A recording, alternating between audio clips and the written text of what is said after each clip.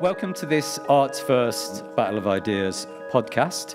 I'm Niall Crowley and I'm Wendy Earle, and this is a huge experiment for us because the way Niall and I usually do it is we sit on a Zoom with a few people, or we interview people face to face.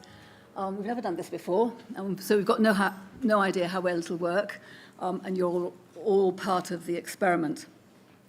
So we began this podcast just over a year ago, and we wanted to do two things with it, which we don't think other arts podcasts do, which is, the first is to challenge the tendency towards the instrumentalization of the arts by celebrating arts for art's sake.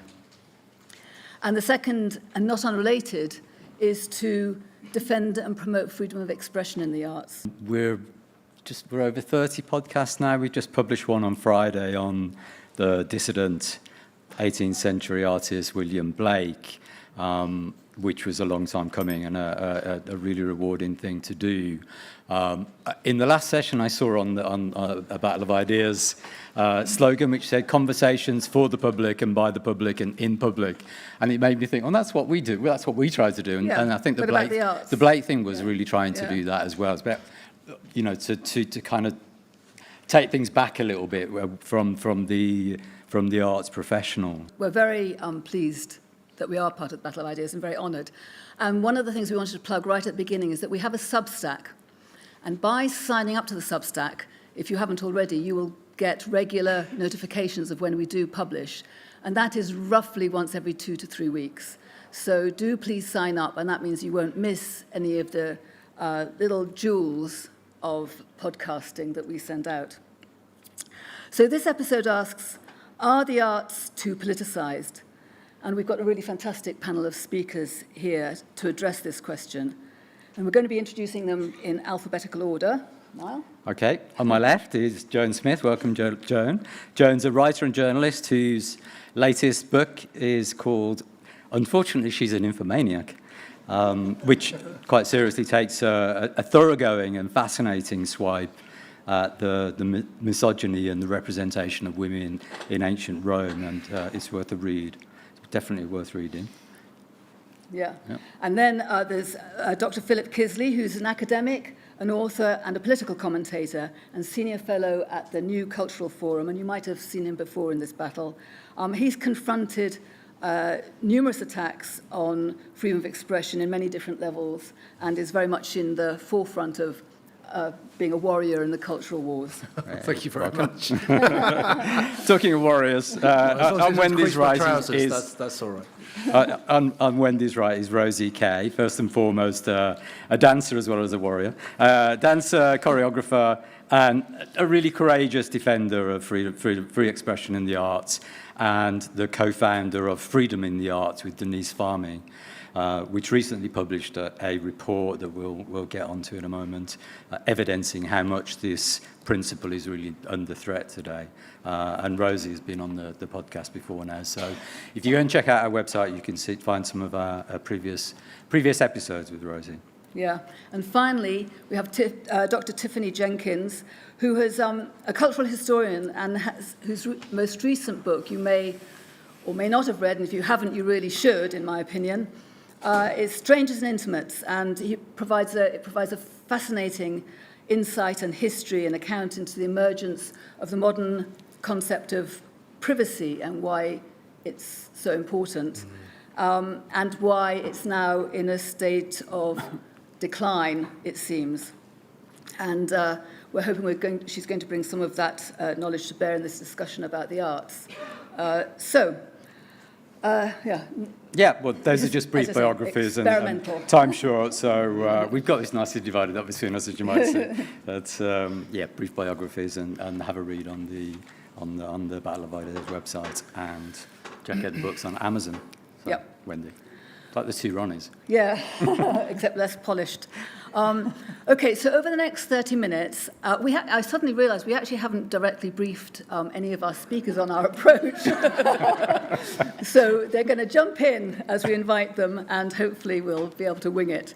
So over the next 30 minutes, we'll ask our panellists to consider a few questions that we're going to put to them, and to draw out whether politicisation of the arts is a serious problem, or and what kind of problem it might be, and if it is a problem, how we deal with it.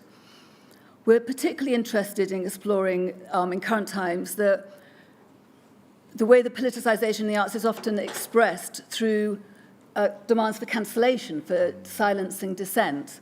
And this is something I think that's a bit different. Niall and I were talking about it before.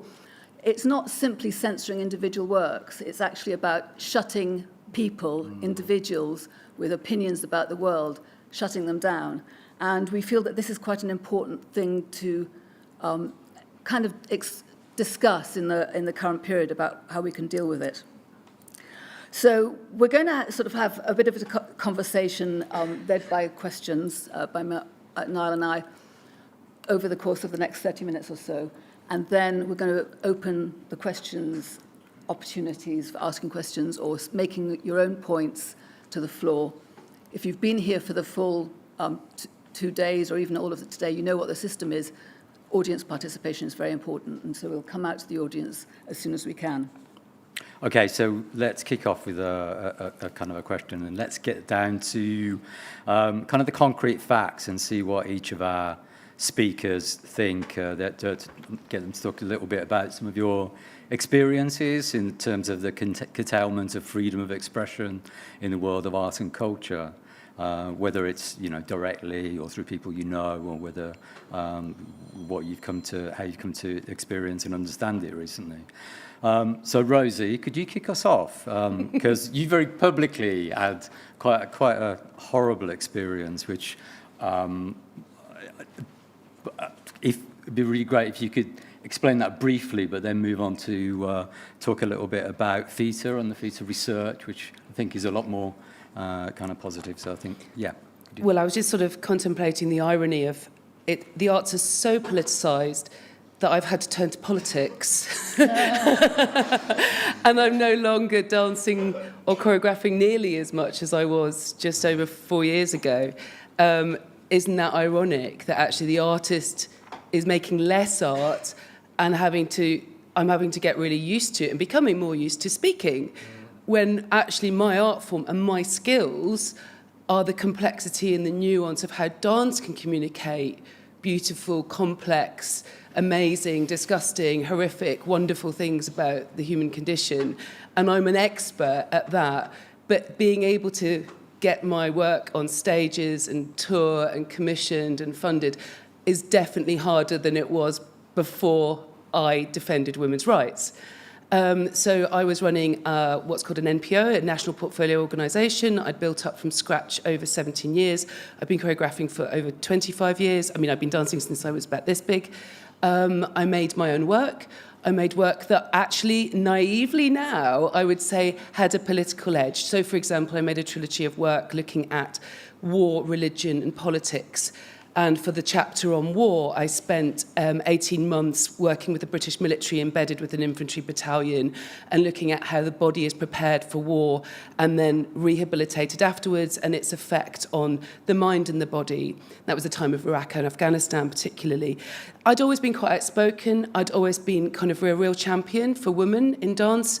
Although it's a massively overpopulated community of women, the positions of power and particularly positions of directors, programmers, theatre directors and choreographers is a very male-dominated part of the dance world. So I was always mentoring women and speaking out about this. Ha ha ha. I saw the culture war come towards me. I kind of felt it was going to get me at some point. I never stopped speaking out about what I saw was happening around the debate between so-called trans rights and women's rights. I was cancelled at a dinner party in my own home by the dancers that were in my company. They were all adults. I trusted them. I liked them. We were only 10 days away from being on one of the biggest stages in the UK. We were all under a lot of pressure with COVID rules. They asked me explicitly to say what I thought about women's rights, and I spoke honestly and clearly. And I was met with horror, outrage, and that led to complaints, multiple complaints, my management conspiring with them, my board capitulating. And, I mean, talking about the human cost, I mean, I almost lost my mind. I lost my livelihood. I lost my company and I lost my name. And so I sort of recovered, set up another dance company, and because I'd gone public, so many artists were contacting me on a weekly basis, along with Denise Farmy, whose story is also really important. She's not here, but she's cancelled by the Arts Council. We set up Freedom in the Arts simply because we felt like as individuals we couldn't represent other artists, but as an organisation we could be an umbrella where we could support artists and get their stories out to the organisations, the people in leadership, but also the politicians, and say this is really happening. So in the last 2 years since we set up, we've supported over 100 artists. Each of these cases is the end of someone's life. Artists don't do this for money. Most artists I know are true believers in their art forms. They've often dedicated their entire lives to making art and becoming experts at something, whether it be music or dancing or painting or ceramics or poetry. By speaking out on sometimes the most simple things, it's all destroyed. Your livelihood, your reputation, your ability to work, everything. We published a report in May. We had over 500 respondents to that. So we've now got the data to show the culture of fear is affecting everybody across the arts. Thank you. That was a really good account. Yeah. We wanted to maybe get some feedback from you other guys about cancellation and your experience of it. Do you want me to tell you my story? Or? Yeah, that would be helpful, because you have a little problem. You had a little problem with cancellation yourself. I did. Was it? Well, I'd worked in the higher education sector. I'd worked in Russell Group universities for 25 years, and I didn't really have a problem until about 2015. I could rub along, and you could pretty much say what you want. You'd get lots of clucks of discontent and you know, and all the rest of it, but it was generally okay. From there on in, there was this kind of authoritarian streak of puritanism that just completely channeled every thought that everybody seemed to have. And everything, all of a sudden, was about race, gender, and sexuality.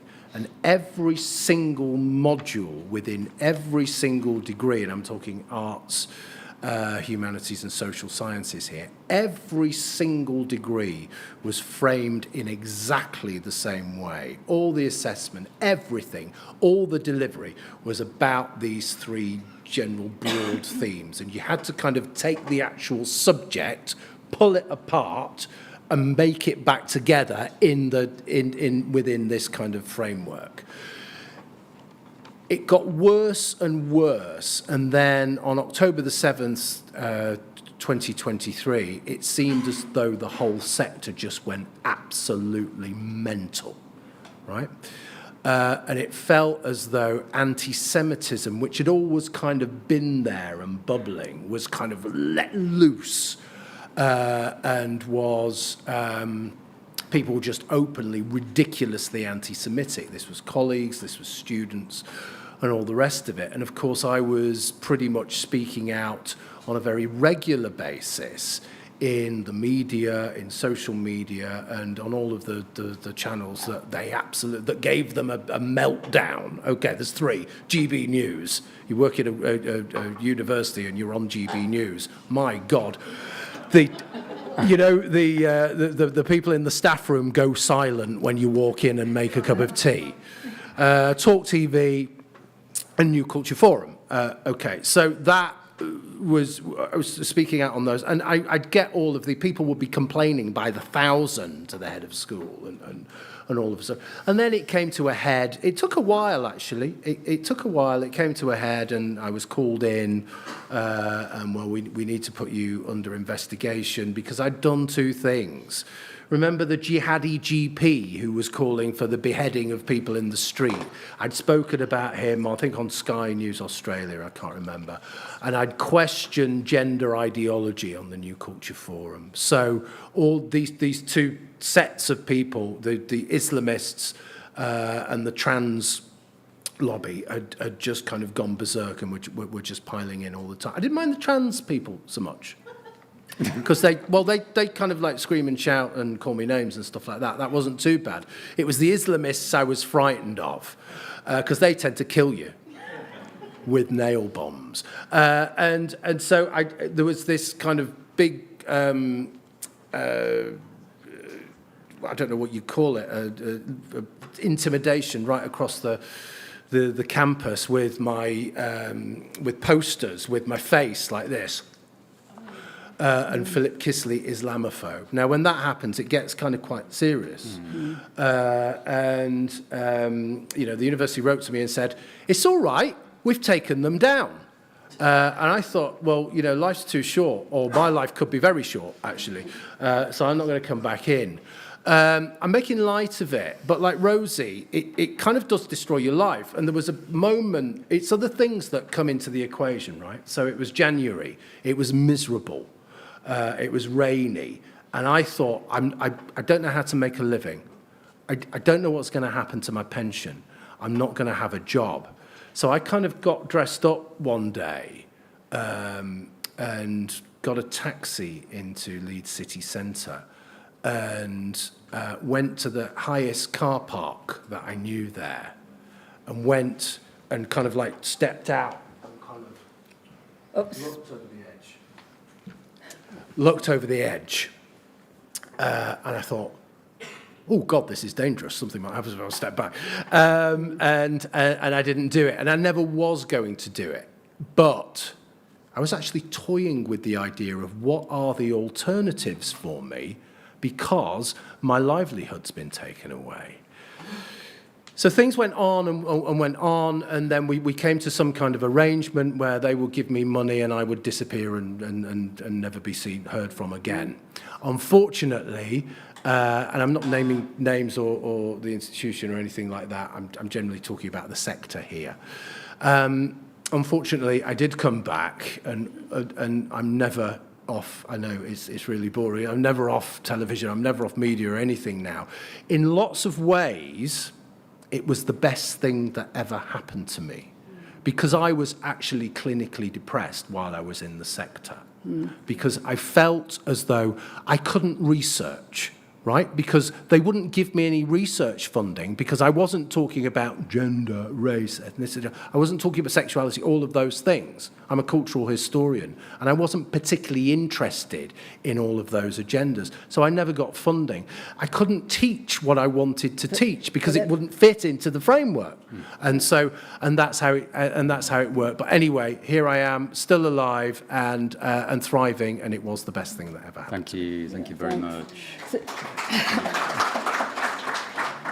So moving on to Joan, I don't know whether you've had any direct experience yourself. You have. So it'd be quite good to talk about that, but I thought maybe we should also start broadening this discussion out a little bit about what's the particularity, because censorship isn't new, or trying to stop people talking, but what's particular about the current moment that you think that makes it perhaps more poisonous than previously? So my story is ridiculous by comparison. So last year I published a book, as just been said, it's basically about domestic violence in the early Roman Empire, and I'm a classicist.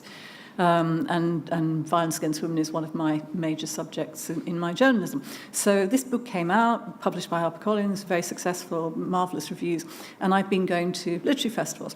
So I was invited to one in the north of England, I won't say where, and I agreed, said yes, I'd go, I'd talk about the book. And shortly afterwards, I got a call from the organiser of the festival, who was absolutely gobsmacked, and he said, I can't believe this has happened, but he said, we've just had a board meeting, and there's a new member of the board, and this person, I should tell you, teaches creative writing, and this person said, well, it was her first board meeting, she said, well, Joan Smith's book is obviously very good and very successful, but I would like the board to disinvite her from this festival because she's transphobic. And so this is actually me talking about the 1st century AD. And somebody wants to prevent me from doing that. I mean, I don't think civilization will collapse if I'm allowed to go to the north of England and talk about Livia and Augustus. But anyway, to their credit, they said, well, no, we're not going to do that. We've already issued the invitation. But they also realized, of course, that had they done that, had they withdrawn it, I would have sued them, because it's absolutely clear. It's a clear case of discrimination. The other ones are harder to prove. So I've written, I think, something like 14 books, some fiction, some non-fiction. And every time I've had a big non-fiction book out, I've been invited to the big festivals, i.e. Hay and Edinburgh. The last one, 2019, was my book about terrorism and the relationship with domestic violence. So my appearance at Hay the audience was so big they had to move us to a bigger theatre. I was talking to Nazir Afzal about it. This year, complete silence. And I know this has happened to a lot of people who would normally be invited to Hay, and particularly Edinburgh. So I can't prove that, but it's very odd that this book has had, my Roman book has had the best reviews in my life since Misogynies. So why would they not? But one of the ways I wanted to broaden it out is it's an orthodoxy in saying that only certain subjects can be discussed, only certain kinds of people, i.e. people who are not gender critical like me can appear in the public arena. And that is incredibly serious for a lot of authors, because the Authors Licensing Collecting Society, I was on the board for years, and every 3 years they do a survey of their members, and it's about 130,000, about authors' earnings. And the last one came out in 2022, I think it was. And it's actually impossible now to just be an author in this country. So the average earnings of an author in the UK are £7,000 a year. So that you're not even remotely earning the average wage. You're not even earning the minimum wage. So for a lot of authors who don't have other things that they can, like my journalism, they can't actually, being invited to a literary festival, signing books, selling books, getting a fee is an incredibly important part of your income. So it's not just that you're being blanked and silenced, it's actually an economic attack on people who say the wrong things. Yeah, thank you for that. Tiffany, do you have, I don't know whether you've had direct experience, but I know you've always been quite outspoken, but I'm wondering whether there's a sort of like, whether you think this is a new phenomenon or whether it's something that's sort of like been building up over a number of years, like I'm thinking maybe Me Too and Black Lives Matter, there was strands within that sort of, those campaigns that were a bit maybe dictatorial. I think it's been building up over decades. If you look at an early controversies, 1969 at the Met, and it was an exhibition called Harlem on My Mind, and the museum was celebrating, I think, as a 100th year anniversary, so it was quite a big moment for it. And it tried to do something different, to step outside this sort of normal kind of canonical way of having great works of great white men and all the rest of it. And they wanted to exhibit Harlem. It pretty quickly became controversial. And many of the black artists said, but we're black artists. Why are you exhibiting us as sort of anthropological objects? So why are you exhibiting us as if we're just a kind of culture when we are artists? So they sort of objected to the kind of way in which they weren't being included into the canon. I thought that was quite an early, interesting flashpoint, and I think what's really important about it was that the seeds for some of the problems came from the institution itself. The institution itself didn't quite know really what to exhibit and how to really kind of, it didn't have the kind of foundational sources of authority. It wasn't really comfortable with that.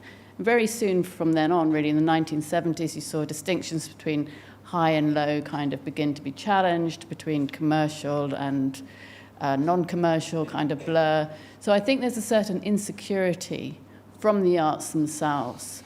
Many artists in that period, people like Cindy Sherman, Barbara Kruger, really interesting works, but very much sort of deconstructing art itself. So I think there's a kind of foundational vacating in the arts world of what the arts are for, which doesn't quite explain how we got here, but certainly in terms of where we go from here, now that there's been a bit of a reaction against woke, so if you talk to people in arts institutions, they don't want to be accused of being woke, right? They're really nervous about it. But they will probably get it wrong because they don't have something to put in its place. So there's that kind of vacuum. Another key moment was probably Exhibit B, which I think was 2014, 2014 at the Barbican. I actually saw it in Edinburgh before it went to the Barbican. It was a guy called Brett Bailey. He's a white South African artist. It was quite a disturbing, confronting piece. It was a number of different black actors who stood as a human zoo, so as if they had been exhibited in the past. And they looked at you directly, and you felt like you were being, you just felt very confronted by it emotionally. It was quite a complicated work. By the time it got to the Barbican, there were a very large petition, and the Barbican, I think, shut it down. There's a guy called Manik Govinda in the audience, and I know he went to see it in Paris, where they had the riot police to get people in. So this was a bottom-up protest, and I just remember one of the placards saying, in French actually, "Don't touch my history." And there was this sense in which, and there were many other controversies around that time, which is that unless you have experienced it, you have no right to speak about it, which struck me as a kind of fundamental attack on art itself. Because art is about sort of speaking to people, not always about your own experience. It might be your own private experience that then you translate for a universal audience, or it might be that you are a gay man wondering what it's like to be a bug or something. You know, it's about imagination and empathy. And I think there's something messy about art and uncontrollable that is something that people now find slightly uncomfortable and wish to control. I think the key thing about the censorship of today is that it's bottom-up, it's not top-down. Institutions don't quite know how to deal with it, and certainly don't challenge it, but it's this bottom-up type of thing, and it's obviously very, very damaging. Rosie, you talked about kind of seeing it coming. So is that, does your experience echo or reinforce what Tiffany said? Or So I was very much, I was abroad for quite a few years, and then I came back to the UK. I came back deliberately because the funding system was really conducive, actually. So I was out in the late 90s, but the big change happened around 97.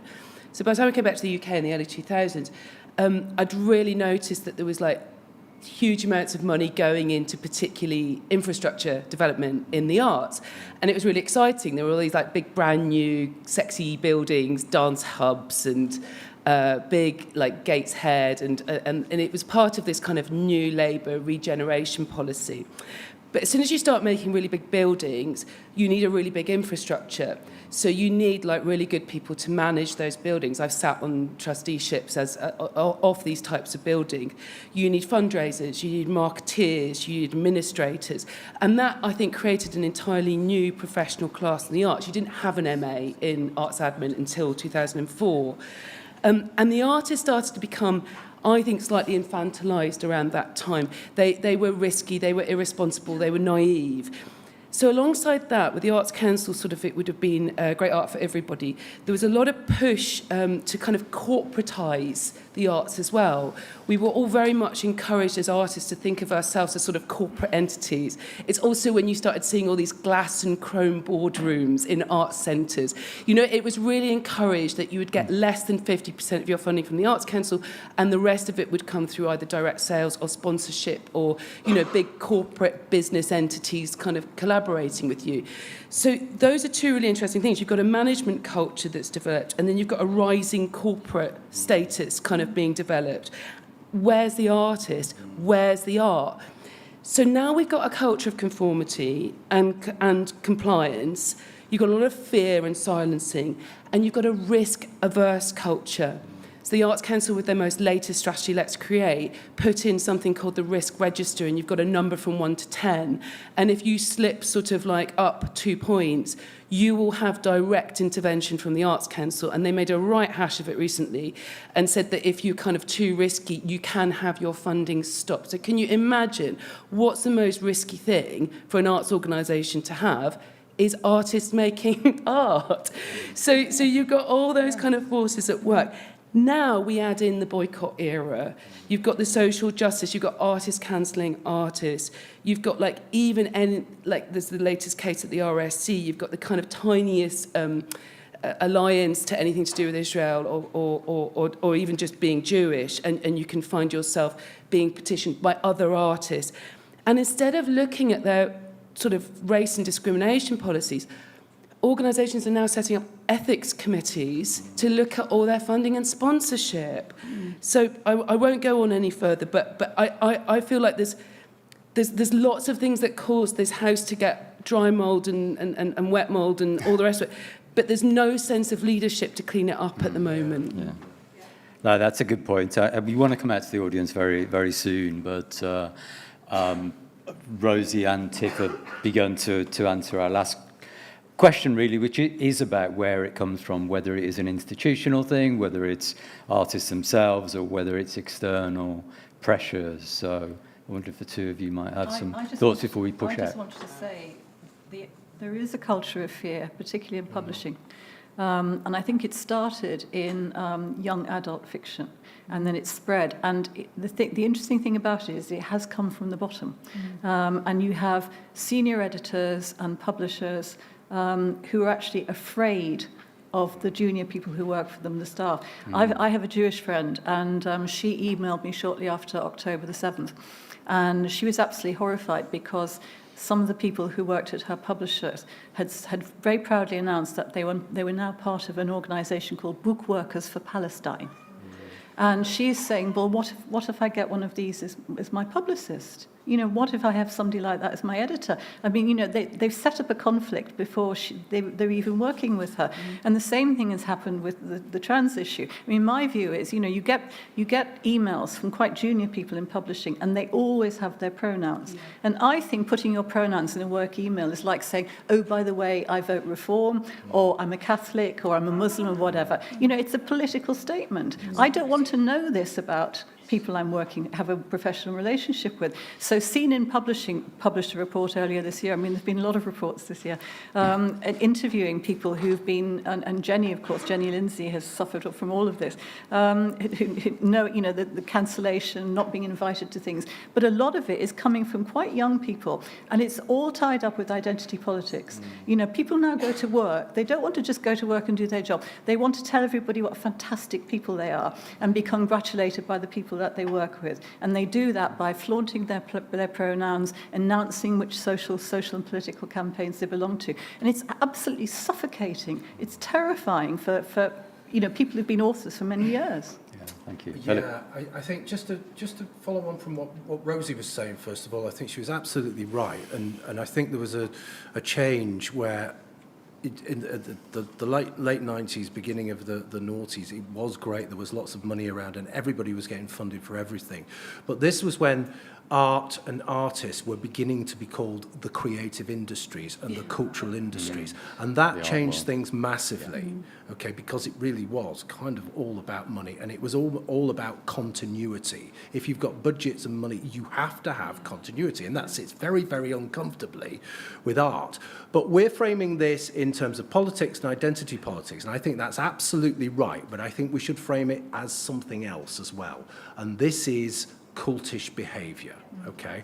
All of a sudden, we have gone from, you think this, I think this, you think that, okay, you're wrong, I'm right, fair enough, let's go and have a drink, to, my God, if you do not think this, you are wicked, you are evil, and I am in danger.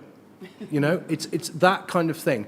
And that has taken over education, it's taken over the creative industries, it's taken over media, and all of that kind of thing. Now, that's a really difficult knot to untangle, because people like to feel as though, one, they're in danger, but two, really, they can bully you. So there's something there which is cultural, there's something there which is political, and that is something really, really complicated.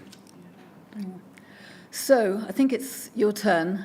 We haven't got a lot of time, and there are a lot of hands. Do you want to go on the first one? There's two hands at the back, and then the woman with the hand up there. Thank you. Yep. I just wanted, perhaps there's another side to this that we need to look at as well, because I think Tiffany mentioned something about art being really, really messy. But there seems to have been this utilitarian creep into art, that art must have some social message, it must have some a priori social usefulness.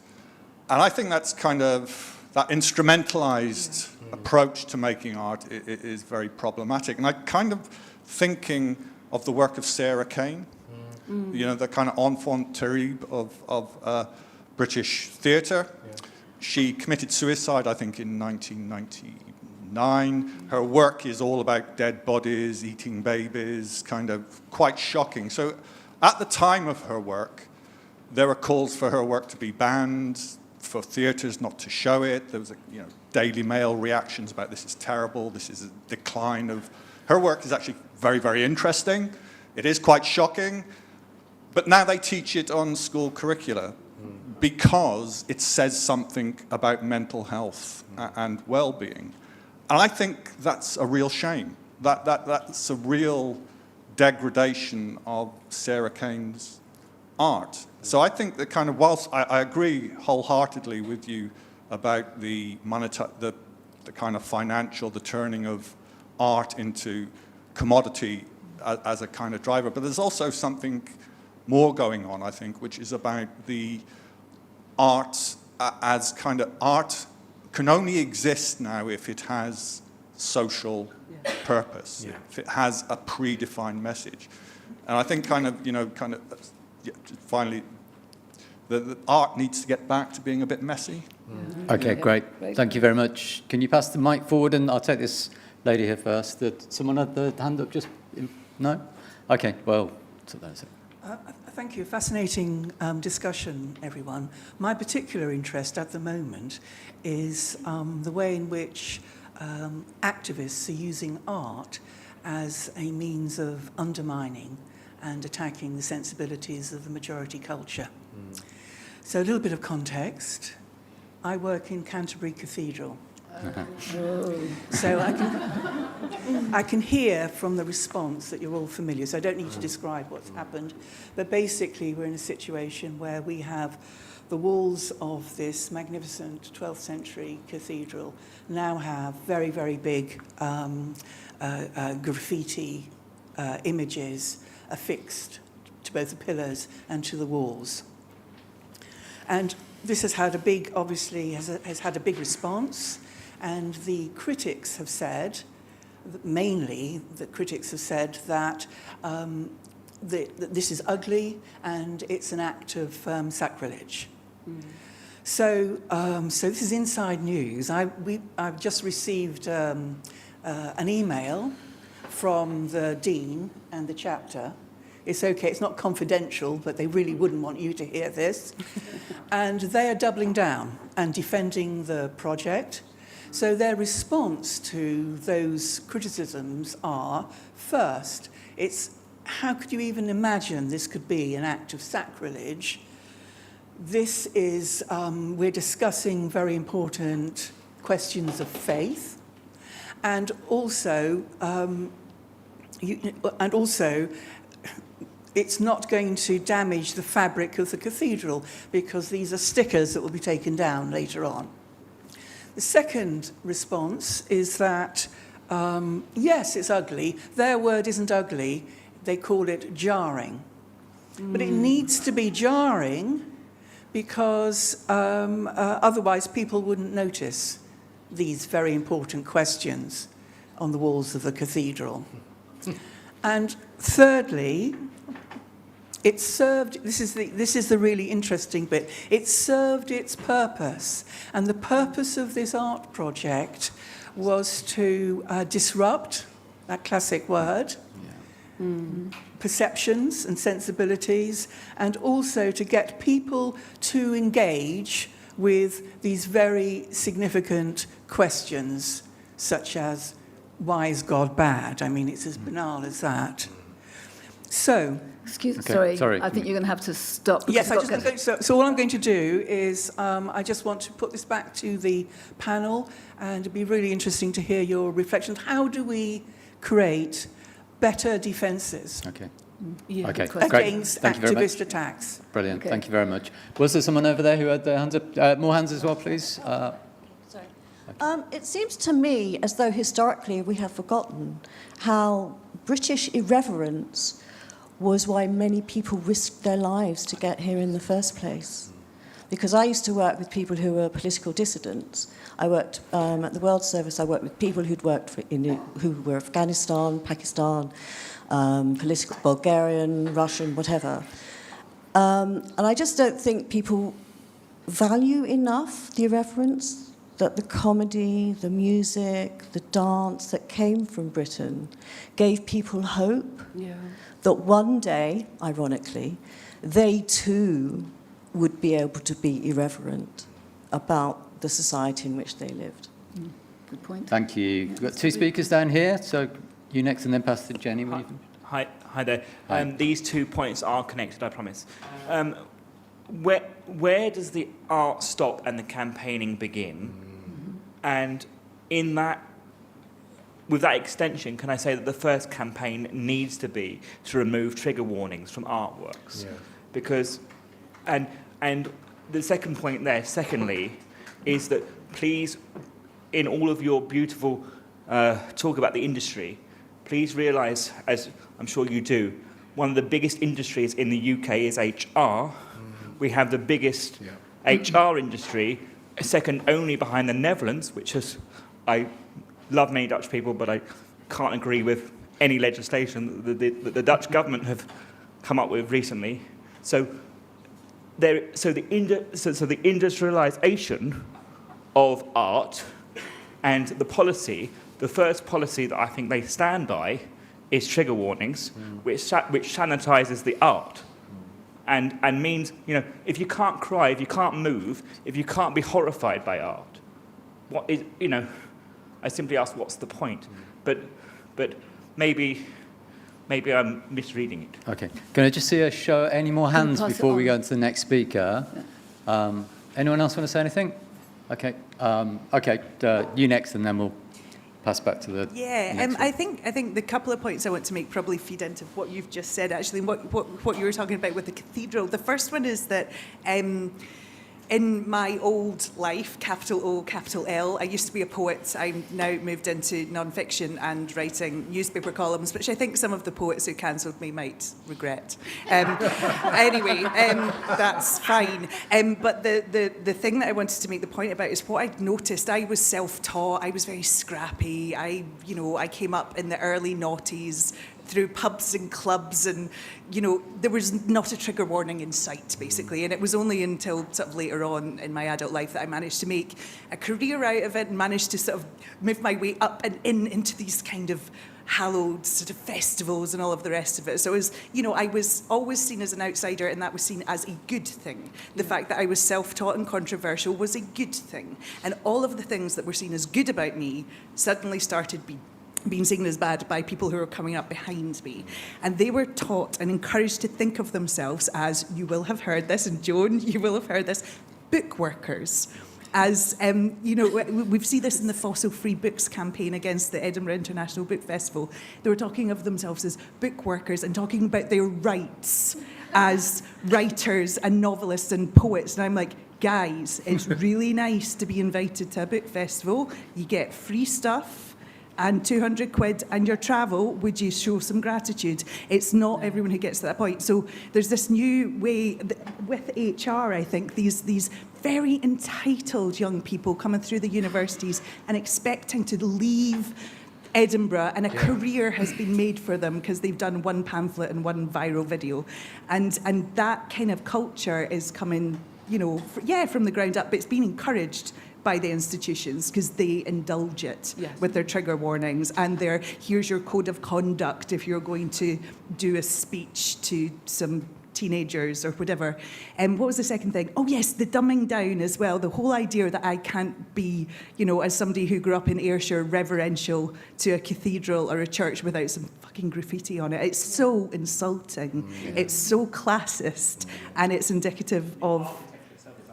Exactly. I mean, yes, thank you very much. Yes, that's the point as well. So that dumbing down as well is an issue. Hello. Hello. So I understand what you were saying about when art became corporate, but I've mostly worked for public-funded arts organisations, and last year I worked for an organisation, and at the start of the sort of staff in-day training, the CEO stood up and said, first and foremost, I see myself as an activist, not as a leader of a public-funded arts organisation, not just by the Arts Council, but the local council, taxpayers' money and stuff. And that was reflected in the programme, in that it was always, it was like themed round different, activities, whether that's climate change, transgender, whatever.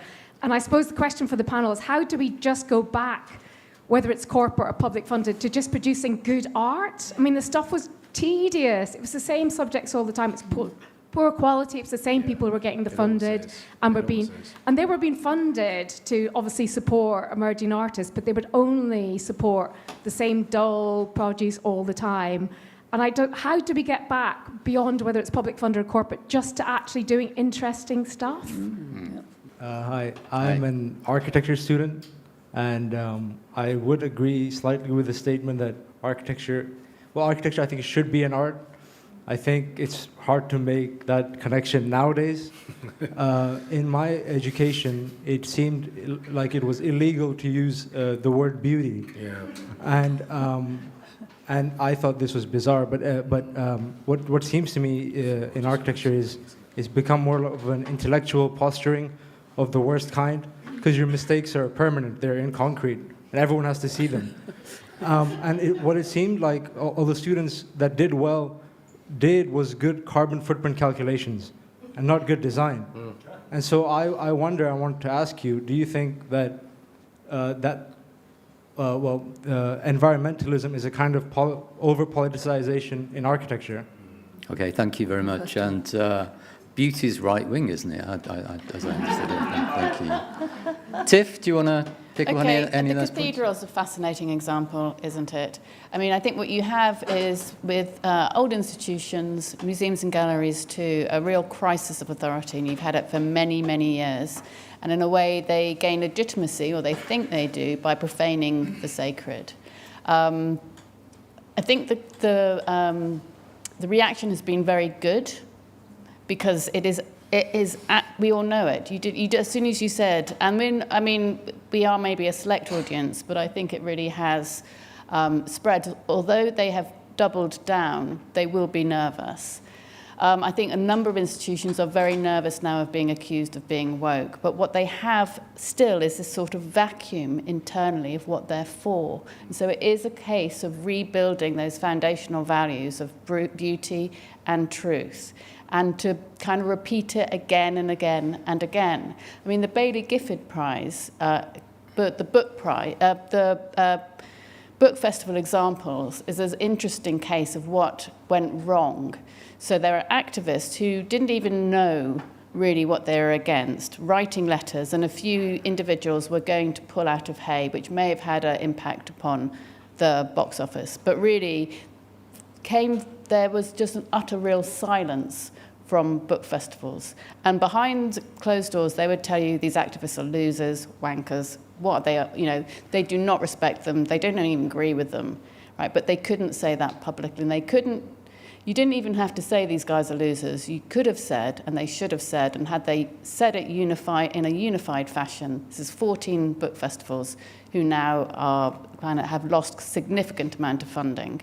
Had they said, like, this funds school children to read, books are important, we are a place of public discourse, we're really essential, then the activists would have gone away, and Baillie Gifford wouldn't have withdrawn the funding. So the answer is beauty and truth, and having those kind of restated values again and again, and it is what people want. And so the applying that sort of pressure and speaking in that language is really important. Just on trigger warnings, and I'll shut up then. I think one of the really interesting things about trigger warnings, apart from the fact that they close down experiences, is that they seem to have replaced criticism, right? Criticism is actually a really useful way into discussing whether art is any good. How does this work? I remember going to see Francis Bacon, and it's quite disturbing, and you want to have a kind of conversation about how is this working, what's he doing? So replace trigger warnings with criticism and start talking about art. Okay, great. Joan, do you want to say? I review crime fiction, and I get sent about 20 books a week, and I opened one yesterday. It's a crime novel, and the trigger warning says, this book contains descriptions of violence, murder, domestic violence, and I was shocked, genuinely. Wow. But I think that one of the ways we've all had to address this is through the law, and that's very, very disappointing, because as people who work in the arts and who oppose censorship and support freedom of expression, it's awful that we're having to crowdfund, go to lawyers and so on, because a lot of even publishers are actually disregarding the law. They're discriminating against people. And unfortunately, it's happened in the NHS, it's happened everywhere. We've had to use that rather blunt instrument to try and, reassert our rights. But I think a more important thing to do at the same time is to remind, I'm thinking particularly of publishers and newspapers here, that they have a moral responsibility. And their moral responsibility is towards the values of free expression, opposing censorship, diversity of views, the genuine kind of diversity, not the kind that we have with EDI. And I think they need to be called out for failing to do that.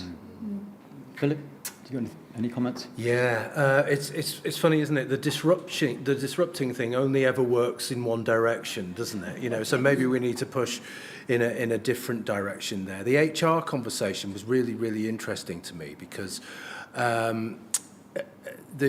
lot of university towns where there isn't that much employment, they absolutely rely on these great big kind of student support networks within universities, which employ half the town. So HR departments are massive.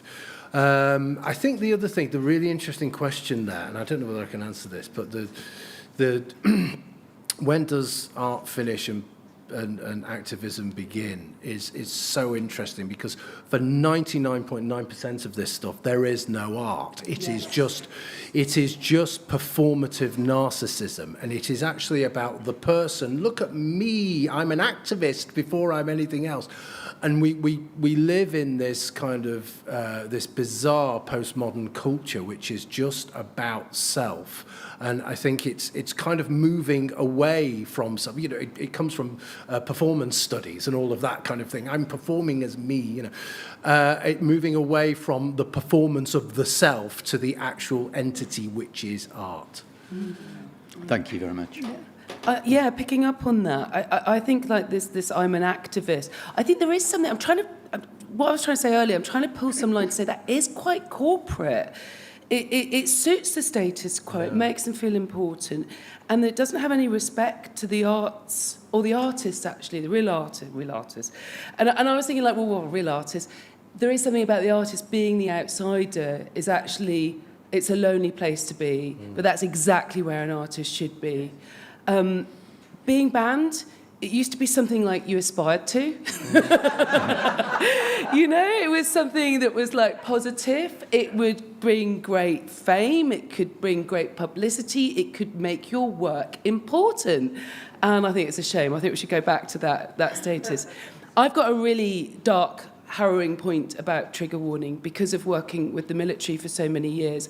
I've met people that have serious brain injuries from bullets and rounds, and the thing about a trigger is it's the thought of a human being holding a weapon, and you squeeze that trigger very gently, and then that causes untold harm, death, maiming to an actual real human body. And the point of the arts is to avoid the violence, the pain, the disgust, the horrors of war.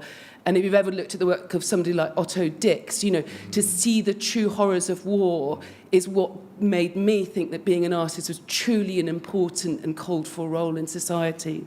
But just to end it, I remember like one of my first ever jobs as a professional dancer was in Poland with Polish Dance Theatre, and we'd go on these, there was no motorways, we'd go on these epic sort of 14-hour bus journeys across Europe to perform.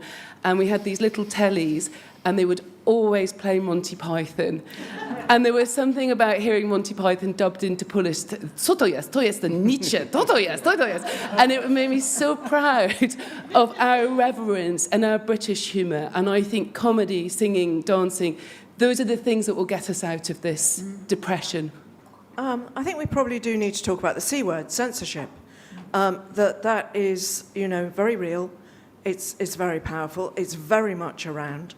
And censorship, it looks different. 21st century censorship takes a different form from the 20th century.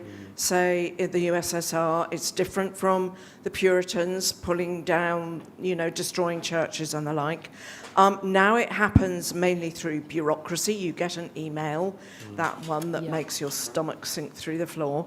And it takes the form of no platforming or deplatforming, expulsions, ostracizations, and just actually being banned from particular spaces.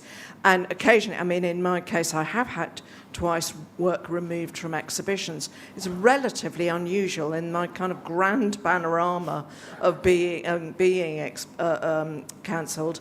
That's actually happened early on and only twice compared to many other times, which have taken the other forms.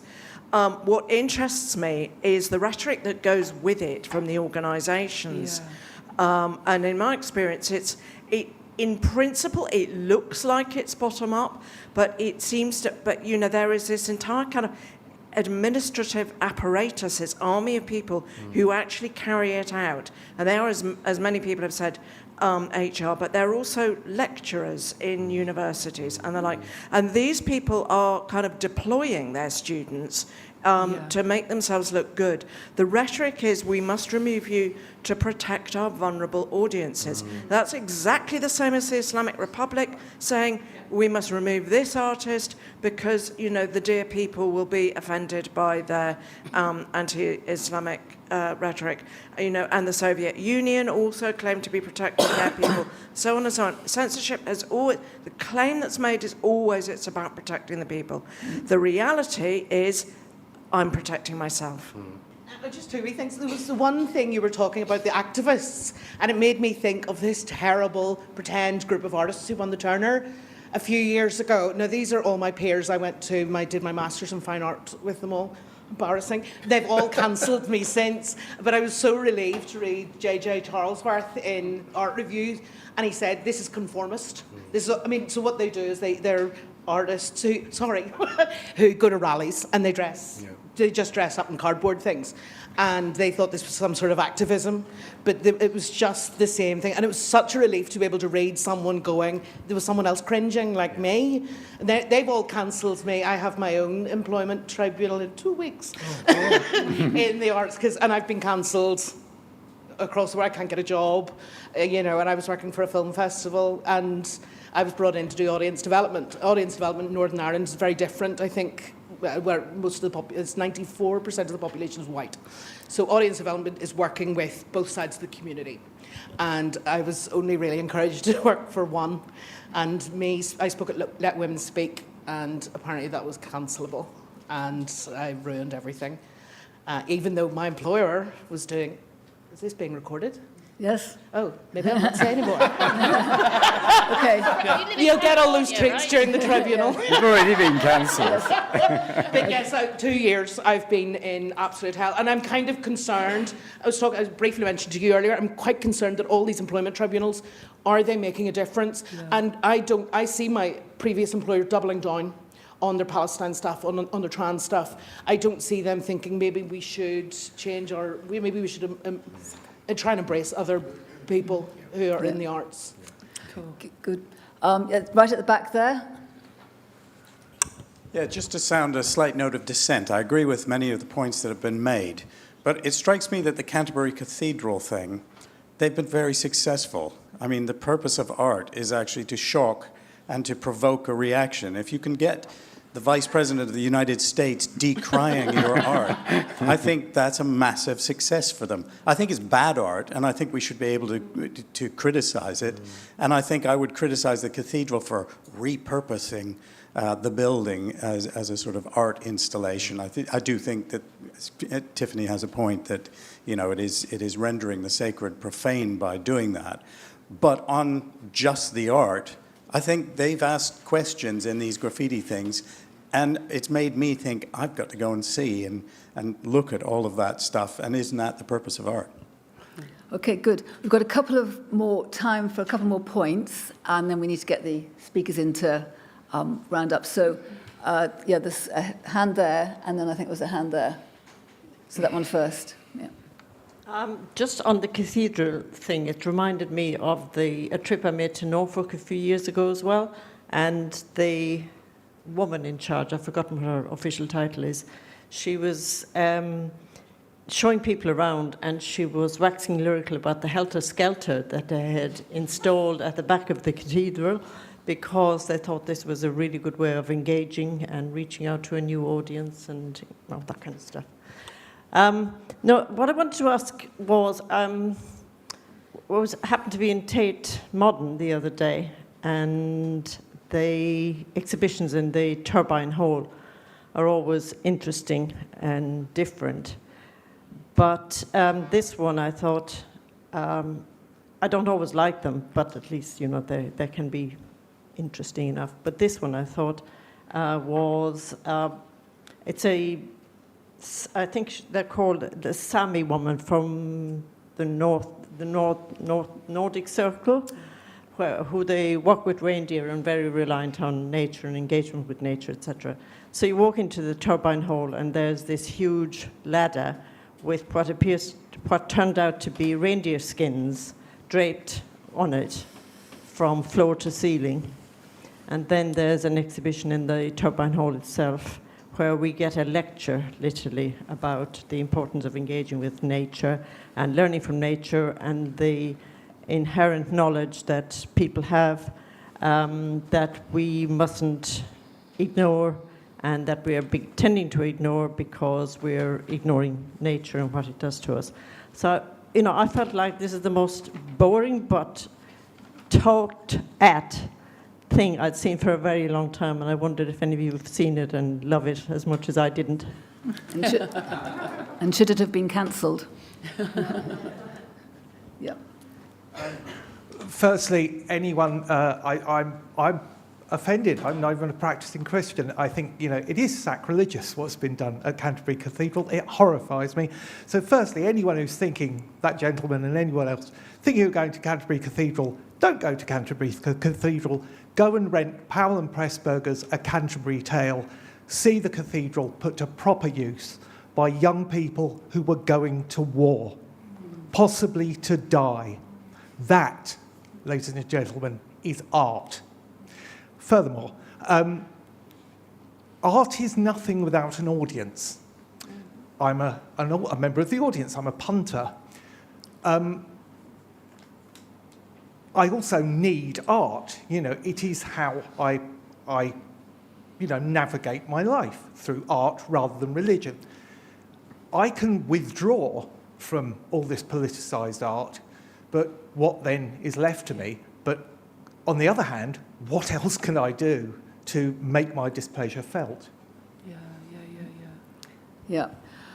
One more point, right at the back, and then we'll ask you to come back and round up. Oh, yes, hello. I was reminded of the earlier reference to university courses only being allowed to be, every single one of them, affected on one of the approved subjects. And whether you feel that that's related to the general impression of art being declared to be about the things we're interested in, so only the things that are very brief niche, a small niche of activists require that society must be about. And if that's maybe related to Canterbury Cathedral needing to have more of an artistic or religious purpose than that which you would get at a local arts centre or your local community centre. Here's some graffiti done by local students to be shocking and provocative, and whether that's part of general making everything the same on the same level because it's what a small number of people are interested in. All right, thank you very much. We need to move on to closing remarks. Thank you very much. I'm being attacked. Always wanting to end on a positive point. The one thing that I noticed with cancelled artists that we've talked to, and I think Philip picked up on it, and also Jenny, is just the question of how it really, hopefully, has transformed people's work and people's experiences, and having to deal with it, and what opportunities have come up and how it's affected your work, whether it stopped you continuing, and has it made a difference to how you work and how you see the world? Should we go in the reverse order? Should we Yeah. go to Tiff? Yeah. Any closing remarks? Okay. Well, I talked to lots of people in the arts, and I would say in quite senior positions, and they do not think the Tate is a success story. And the numbers are down. There are many people think it's because it went to work. I don't know if that's the case, but the bottom line is the numbers are down, and people are looking at it thinking that's perhaps a failed strategy. The complaints do make a difference. Particularly over the last few years, there's been, whether it's the Hogarth exhibition, where his 18th century chair that he was sitting in for a self-portrait might have been involved in the enslavement of black bodies. And I told you obviously nothing about colonialism or slavery or Hogarth. There was obviously there was critical reaction to that, and there was public reaction to that, people in senior levels in the arts industry are well aware of. So complaints do make a difference, and I think they will with Canterbury. What they don't have is a what's next. They just don't have it. And so for a while, being woke or being activists gave them something to do, to say, look, we are doing this. So it is also about asking for what we want, which is beauty and truth. And there is the majority of people out there who I think do want that. They're making their voices known in all sorts of ways, and to keep doing that, keep speaking up. Great. Thank you very much, Liv. Joan, any last thoughts? Just one word we haven't mentioned is shame. And I think this particularly in terms of writers, because what we do is so isolated and individual. I mean, I don't mind that, but it is how you spend your life. And I think you can internalize this sort of stuff. And I think one of the powerful things has been, and Philip was talking about depression, and I know Rosie had a very bad time, and Jenny too. And I think when you actually put that to one side and think, this is not my fault, I'm being bullied, and you talk about it, then I think it gives you some creative energy. Philip? Yeah, I think just a very quick point about the cathedral thing. I think people reacted to it because they thought, oh no, more of the same. I think that was and if you are going to be, you're going to do something really edgy, then do that in a mosque. Right? I think that's what you really need to do. So that's kind of one thing. In terms of looking forward, in lots of ways, I'm really optimistic, and I think that's down to young people. I think there are some amazing young people out there who are so incredibly articulate, incredibly intelligent, and absolutely up for the fight. Okay, and I think it's those people, those free thinkers, that will galvanise others. So, yes, we've got lots and lots of stuff to worry about. Yes, it's so depressing on many, many levels. But I think if we are looking to the future, I think we can look at young people and say there are some of them out there, and some of them are just so talented. So, yeah, I'm shouting for the young people. Okay, thanks, Philip. Rosie? In terms of lawfare, Freedom in the Arts, we're taking a pre-legal protocol letter out against University of Leicester on their trans-inclusive culture guide to say that some of their guidance, if it were taken by museums, galleries and heritage institutions, could actually put them in an unlawful position. And we're also looking at all the funding agreements that actually the Arts Council have with large NPOs. And if NPOs are publicly saying that they're not going to follow the law in terms of like the Supreme Court ruling, then we're going to have a go at them. Cathedrals and Northern Ireland Freedom in the Arts are definitely here to help you. I think there should be a big warning to the arts if you look at what's happening, sort of like Trumpian style funding cuts around the corner possibly, because I think I agree, the public are losing something really important, and it could be really drastic. So I really feel like the arts need to sort their own house out. And to go back to the importance, I've just, never mind my work, but I've just started bell ringing with my 11-year-old son, and for 2 hours every week to sit and stand in a bell tower of a church, I would say it's just one of the most enjoyable, difficult, challenging things I've done in a long time. So I think that kind of marrying of church and history and art and music is something really profound and meaningful. It's a great note to end on. Thank you very much for everybody for being here, for coming, and thank you, Battle of Ideas, for letting us try our mettle on this kind of recording.